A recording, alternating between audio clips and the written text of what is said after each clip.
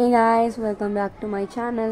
So ఈరోజు వచ్చేసి something devotional ఏంటి అంటే మేమైతే కుండలేశ్వరం టెంపుల్కి అయితే వెళ్ళాము, which is located in Andhra Pradesh.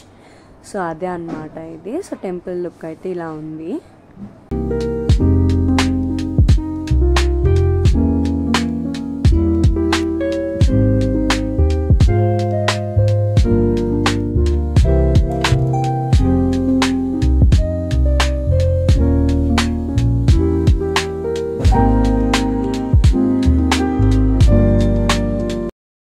So ఇదైతే మెయిన్ టెంపుల్ అన్నమాట. సో ఇది వచ్చేసి ధ్వజస్తంభము. సో ఇక్కడ నుంచి అయితే ఎంట్రన్స్ అయితే ఉంది.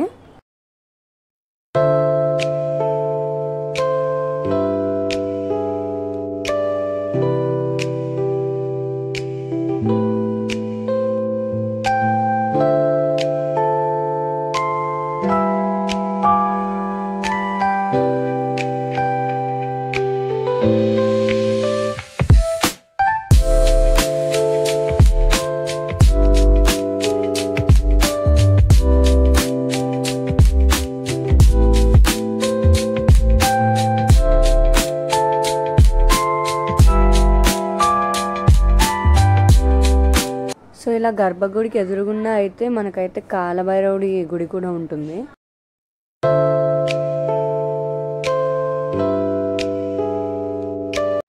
ఇటు రైట్ సైడ్ వచ్చేసి వేణుగోపాల స్వామి గుడి అయితే ఉంటుంది. సో అదైతే చాలా బాగుంది, నాకైతే చాలా నచ్చింది.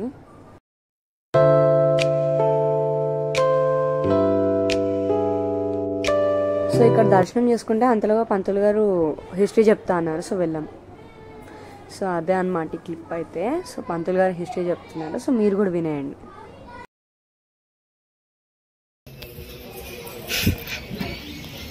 స్వామివారి పేరు కుండలేశ్వర స్వామి, గ్రామం పేరు కుండలేశ్వరము. ఇక్కడ ప్రవహించే గోదావరి పేరు వృద్ధగౌతమి నది, మరి యొక్క పేరు కుండల తీర్థము.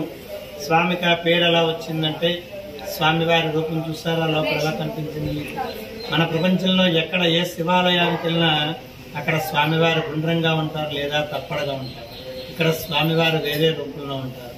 ఇలా చూడండి, పైన ఇలా గోడాకారం వచ్చి ఈ పక్క నొప్పిగట్టుగా ఎలా ఉందో ఈ రూపంలో ఉంటారు స్వామివారు. స్తంభంలో చూడండి, ఈ గోడుగా ఉన్నదే చెవుకు పెట్టుకునే కుందనాలు, చెవుకు పెట్టుకునే పోగులు, ఇటువంటివి రెండు. ఈ రెండును కూడా సూర్య భగవానుడు వరుణదేవుడికి 2 మకర కుండలాలు బహుకరంగా ఇచ్చారు. వరుణదేవుడు వీటి శక్తి తట్టుకోలేక సముద్రుడికి బహుకరంగా ఇచ్చాడు. సముద్రుడు గోదావరికి అలంకరించుకోమని బహుకరంగా ఇచ్చాడు. ఈ గోదావరి మాత అలంకరించుకోకుండా ఈ 2 కుండలాలు చేసుకోవడం కోసం గోదావరి తీరాన మరొక కుండలము దేవతలు పూజ చేసుకోవడం కోసం గోదావరి గర్భంలోనూ నిర్మించమని గౌతమ ఋషితో చెప్పగా, ఈ గౌతమ ఋషి ఈ కుండలాలను ప్రతిష్ఠించాలంటే నదీ స్నానం చెయ్యాలి కనుక ఆయన తీసుకొచ్చిన గోదావరిలోనే స్నానం చేయగానే ఆయనకి వృద్ధాప్యం పోయి యవ్వనం వయసు వచ్చింది గౌతమ ఋషికి. అందుచేత ఈ గోదావరికి ఈ ప్రాంతం వరకు వృద్ధ గౌతమి నది అని పేరు. ఈ ప్రాంతానికి వచ్చిన తర్వాత యవ్వనం వయసు వచ్చింది కనుక ఈ ప్రాంతం దాటగానే గౌతమి నది. అందుచేతనే ఈ గోదావరిలో స్నానం వృద్ధులు కూడా స్నానం చేస్తే వృద్ధాప్యం పోయి యవ్వనం వయసు వస్తుంది. అంటే పడుచుతనం వస్తుందని కాదండి, సంపూర్ణ ఆరోగ్యవంతులుగా ఉంటారని పురాణాల్లో చెప్పబడుతుంది. అయితే ఈ గౌతమ ఋషి గోదావరి మాత చెప్పిన విధంగా మానవులు పూజ చేసుకోవడం కోసం గోదావరి తీరాన ఒక కుండలాన్ని ప్రతిష్ఠించాలి గనక పూర్వకాలంలో మనం ఉన్న ప్రదేశము గోదావరి ఒడ్డు. ఈ గోదావరి ఒడ్డున ఈ ఆలయాన్ని నిర్మించి స్వామిని ప్రతిష్ఠించే సమయానికి భూమి మీద మానవ జన్మ లేదు. మానవులు భూమి మీద జన్మించక పూర్వము ఈ ఆలయాన్ని నిర్మించి స్వామిని ప్రతిష్ఠించారు. మరొక కుండలాన్ని గోదావరి గర్భంలో కంచు దేవాలయం నిర్మించి అక్కడ కుండలం ముంచినట్టుగాను ఆ కుండలానికి నారదాది మహాములు, ఇంద్రాదశదిక్పాలకులు, ఆదిత్యాది నవగ్రహాలు, ఇతర దేవతలు, ఇతర మునులు కూడా గోదావరి గర్భంలో ఉన్న స్వామికి పూజలు చేసుకుంటున్నారు. మరి గోదావరి తీరాన ఉన్న స్వామికి మానవులు లేరు. ఎవరు చేస్తున్నారు అంటే ఈ దేవతలు మునులే చేస్తూ ఉండేవారు. ప్రతినిత్యము కూడా గోదావరి తీరానికి వచ్చి ఈ గోదావరిలో స్నానం చేసి ఈ స్వామికి చేస్తూ ఉండేవారు. ఇలా ఎంతకాలం చేశారంటే మానవులు భూమిని సంచరించడానికి వచ్చేటంత వరకు కూడా వీళ్లే చేస్తూ ఉన్నారు. మరి మానవులు ఎప్పుడొచ్చారు, ఏ కాలంలో వచ్చారు, మొట్టమొదటిసారిగా ఎవరొచ్చారు అంటే కలియుగం ప్రారంభమైన తర్వాత 4వ శతాబ్దంలో భక్త మార్కండేయుడు, ఆయనకి ఆయుష్ తీరి సమయానికి తల్లిదండ్రులు బాధపడుతుంటే, ఎందుకమ్మా బాధపడతారు, నాకు ఆయుష్ ఇచ్చిందా పరమేశ్వరుడు, నన్ను తీసుకెళ్లేదు కూడా ఆయన చెంతకే, కనుక మీరు అనుమతిస్తే నేను ఆయన్ని వేడుకుంటాను అని చెప్పి భక్త మార్కండేయుడు భూమండలంలో ఉన్న శైవ క్షేత్రాలన్నీ దర్శించి ఈ క్షేత్రానికి వచ్చారు. భక్త మార్కండేయుడు ఈ క్షేత్రానికి వచ్చి ఈ గోదావరిలో స్నానం చేసి ఈ స్వామికి అభిషేకం చేసుకుని ఈ స్వామిని ఆలింగనం చేసుకుని గట్టిగా పట్టుకుని వేడుకుంటూ కొన్ని నష్టకాలు వర్ణించారు భక్త మార్కండేయుడు. ఈ నష్టకాలు వర్ణిస్తే 8వ శతాబ్దంలో ఆదిశంకరాచార్యుల వారు నడిచొచ్చే దేవుడు అని మనం అనుకుంటూ ఉంటాం. ఆయన ఈ క్షేత్రానికి వచ్చి ఈ గోదావరిలో స్నానం చేసి ఈ స్వామికి అభిషేకం చేసుకుని భక్త మార్కండేయుడు వర్ణించిన అష్టకాలని లిఖిత పూర్వకంగా రాశారు. అవే చంద్రశేఖరాష్టకాలు. చంద్రశేఖరాష్టకాల్లో భక్త మార్కండేయుడు కుండలేశ్వర స్వామిని పట్టుకుని వేడుకున్న శ్లోకము 4వ శ్లోకము. ఇంతకీ కుండలేశ్వర స్వామిని పట్టుకుని భక్త మార్కండేయుడు ఏమని వేడుకుంటున్నాడంటే, కుండలీకృత కుండలేశ్వర కుండలం వృషవాహనం నరదాదిమునీశ్వరస్తుత వైభవం భువనేశ్వరం అంధక అంతకమాశ్రితామర పాదపం మదనాంతకం చంద్రశేఖరమాశ్రయే మమ కింకరిష్యతి వయ్యమః. ఓ కుండలాకారంలో కవిగా శ్రీనాథ మహాకవి ఉండేవారు.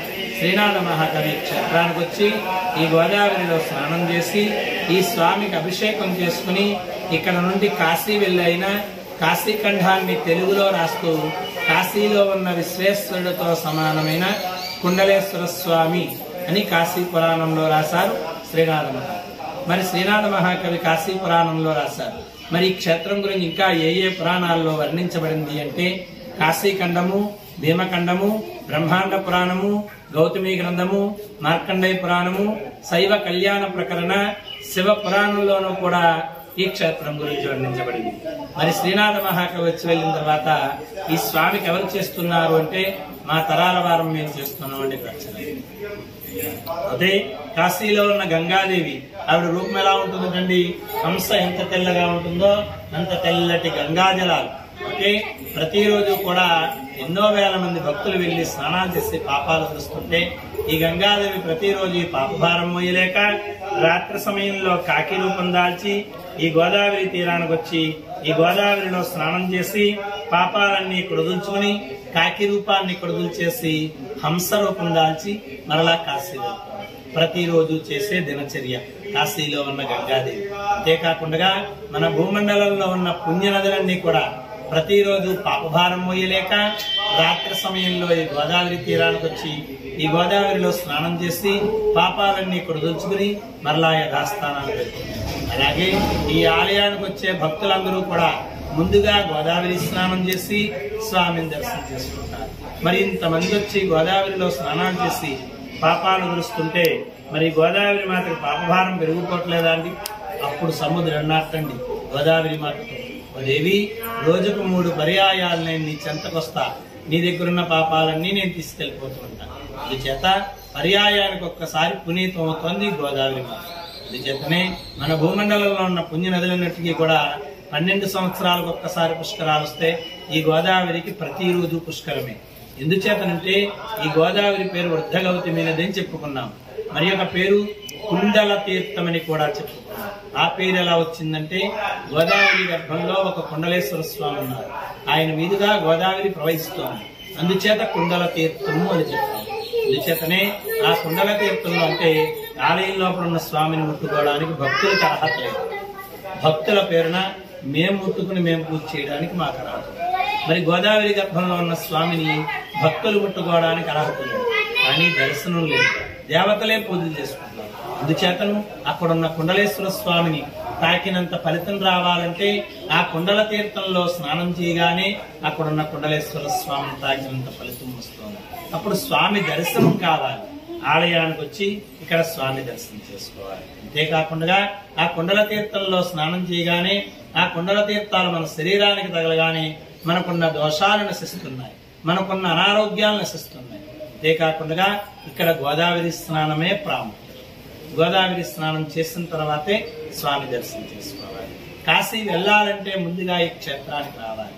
ఇక్కడ గోదావరి స్నానం చేసి ఈ స్వామికి అభిషేకం చేయించుకున్న, దర్శనం చేసుకున్న తరువాత కాశీ వెళ్లి వారికి మాత్రమే మేము సంకల్పం చెప్తాం. ఆ సంకల్పం చెప్పించుకుని కాశీ వెళ్లి కాశీ నదిలో స్నానం చేస్తే కాశీలో ఉన్న గంగాదేవి అంటున్నటువంటి ఏమని, ఈ భక్తులు వాళ్ళ పాపాలు అక్కడ గోదావరిలో వదులుచుకుని నాకు పాపభారం తగ్గించారు, తక్షణమే వెళ్ళకి శివ సాయుధ్యం కలగాలిగా కాని వర్ణిస్తుంది కాశీలో ఉన్న గంగాదేవి. అంత విశిష్టమైన తీర్థము, విశిష్టమైన క్షేత్రము. అంతేకాకుండా ఈ కుండల తీర్థానికి మరొక విశిష్టత ఉంది. అదేమిటంటే ఈ కుండల తీర్థాన్ని మన కంటితో చూసినా, చేతులతో తాకినా, ఒక్కసారి స్నానం చేసి స్వామిని ఒక్కసారి దర్శనం చేసుకుంటే, ఒకేసారి 10,000 గోవులు దానం చేస్తే ఎంత ఫలితం దక్కుతుందో అంత ఫలితం దక్కుతుంది. అంతేకాకుండా మరొక విశిష్టత ఉందండి కుండల తీర్థానికి. అదేమిటంటే రోజుకు 3 సార్లు రుచి మారుతుంది, టేస్ట్ మారుతుంది. అదేలాగంటే ఇప్పుడు వెళ్ళి స్నానం చేశారనుకోండి, ఉప్పదనం వచ్చిందనుకోండి, సముద్రుడు వచ్చాడు పాపాలు తీసుకెళ్ళాలి, మరలా 3 గంటలు పోయాక 4 గంటలు పోయాక మరలా వెళ్ళి స్నానం చేశారనుకోండి, చప్పదనం వచ్చిందనుకోండి, గోదావరి సముద్రంలో. అలాగా ఈ కుండల తీర్థానికే రుచులు మారు. కాశీలో ఉన్న గంగాదేవి మన భూమండలంలో ఉన్న పుణ్యనదులకి ఒకటే రుచులు మారు. ఎందుచేతంటే ఈ నదులన్నింటి దగ్గర కూడా సముద్రుడు వెళ్ళడు. అందుచేత ఈ నదులన్నీ కూడా ఇక్కడ గోదావరికి వచ్చి గోదావరిలో స్నానం చేసి ఇక్కడ సముద్రుని కలుసుకుని వీళ్ళ దగ్గర ఉన్న పాపాలన్నీ సముద్రుడికి అప్పచెప్పి మరలా యథాస్థానాన్ని వెళ్తారు. అందుచేత ఈ కొండల తీర్థానికి. అంతేకాకుండా కాశీలో ఉన్న యాత్రికులు, కాశీలో ఉన్న అర్చకులు సంవత్సరానికి ఒక్కసారి క్షేత్రానికి వచ్చి ఈ గోదావరిలో స్నానం చేసి ఈ స్వామికి అభిషేకం చేసుకుని హారతులు ఇచ్చుకుని ఆ రోజంతా జాగారం ఉండి మరుసటి రోజు చుట్టుపక్కల క్షేత్రాలు దర్శించుకుని మరలా కాశీ వెళ్తుంటారు. అలాగే బ్రహ్మశ్రీ చాగంటి కోటేశ్వరరావు గారు అంటే ఆయన ఈ మధ్య కాలంలో కాశీ వెళ్తే అక్కడ ఆలయ ప్రధాన అర్చకులు ప్రశ్నించారు కోటేశ్వరరావు గారు. ఏమని ప్రశ్నించారు? కోటేశ్వరరావు గారు కాశీ వచ్చారు, బాగానే ఉంది, కాశీ కన్నా ముందుగా వెళ్ళవలసిన క్షేత్రం మీకు దగ్గరలో ఉంది కుండలేశ్వర అనే క్షేత్రం, ఆ క్షేత్రానికి వెళ్ళారా అని అడిగారు. అడిగితే కోటేశ్వరరావు గారు తిరిగి అడుగుతున్నారు, స్వామి ఆ క్షేత్రం ఎక్కడుందండి చెప్పండి అని అనగానే అర్చక స్వామి ఒక నవ్వు నవ్వి, కోటేశ్వరరావు గారు మీ దగ్గరలో ఉన్న క్షేత్రమే మీకు తెలియలేదు, ఎక్కడో కాశీలో ఉన్న మేమే వస్తున్నాము, మీరు ఇన్ని ఉపన్యాసాలు చెప్తున్నారు కదా, ఏ పురాణంలోనూ కూడా ఆ క్షేత్ర మహత్యం మీకు కనిపించలేదా అని చెప్పి కాశీలోనే కోటేశ్వరరావు గారి చేతికి అర్చక స్వామి కాశీఖండము, భీమఖండము, బ్రహ్మాండ పురాణము, గౌతమి గ్రంథము, మార్కండేయ పురాణము, శైవ కళ్యాణ ప్రకరణ, శివ పురాణము, ఇలా 8 రకాల పురాణాలు కోటేశ్వరరావు గారి చేతికిచ్చి కోటేశ్వరరావు గారు ఈ పురాణాలన్నీ క్షుణ్ణంగా తిరిగేసి ఆ క్షేత్రం గురించి క్షుణ్ణంగా తెలుసుకుని తిరిగి వచ్చి ఈ క్షేత్రానికి వెళ్ళారు. కానీ కోటేశ్వరరావు గారి కుండలేశ్వర స్వామి క్షేత్రం గురించి కాశీలో క్షుణ్ణంగా తెలుసుకుని తిరిగి వచ్చిన తర్వాత ఈ క్షేత్రానికి వచ్చారు. ఎప్పుడు వచ్చారు? నేను 2015 పుష్కరాలకు ముందు వచ్చారు ఈ క్షేత్రానికి. వచ్చి అప్పట్లో ఈ గోదావరి తీరాన్ని స్నానం చేసి అయినా ఈ స్వామికి అభిషేకం చేసుకుని అప్పట్లో ఆయన సొంత ఖర్చుతో 7 లక్షలు ఖర్చు పెట్టి ఒక స్నానాలరేవు కట్టించారని కోటేశ్వరరావు గారు గోదావరి తీరా. సో ఇందాక పంతులుగా చెప్పిన అమ్మవారి టెంపుల్ అయితే ఇదే గాయస్.